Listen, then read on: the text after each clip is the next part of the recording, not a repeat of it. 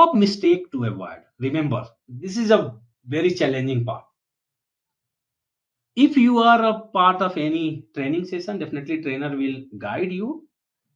But if you are preparing your own, you have to read book minimum one time, page by page. Official book you have to read. Maybe CBK, maybe SciBK, maybe all in all, as per your experience. So what happened? Your context and content will be clear. When you will practice, your concept will clear.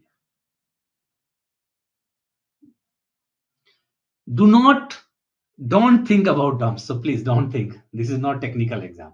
If you will do 50K question practice also, you will not get single question in exam. So please don't do this. Second, do not trying to memorize thing. Trying to understand the concept. If you will trying to memorize, definitely it's very difficult for you. Trying to understand the concept. Okay, focusing completely your management approach, right? You will get technical question, but you have to respond like manager, where actually professionals are missing. Okay, do not follow too many advice. You know that if you will ping 200 people will start giving advice. Maybe he or she is not CISSP. Now think like this. Their advice completely based on their experience. Maybe one guy cleared this certification within 2 months, and he was, or he is having more than, you can say, 20 years experience in all domain. Got a chance to work in all domain, and you can say you are having only one domain expert. Definitely, his experience or her experience will not work. Advice will not work for you.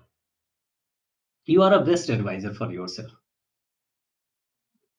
So that I'm saying, first you have to understand. When generally someone actually call, I always say, what is your experience? Which domain you are comfortable? On base of that, I always suggest you have to make a plan, just like project plan, 4 months plan, 5 months plan. Every day, 2 hours you have to put, you are able to achieve. But it should be continued. It's not mean one day you are putting 6 hours or 4 days nothing.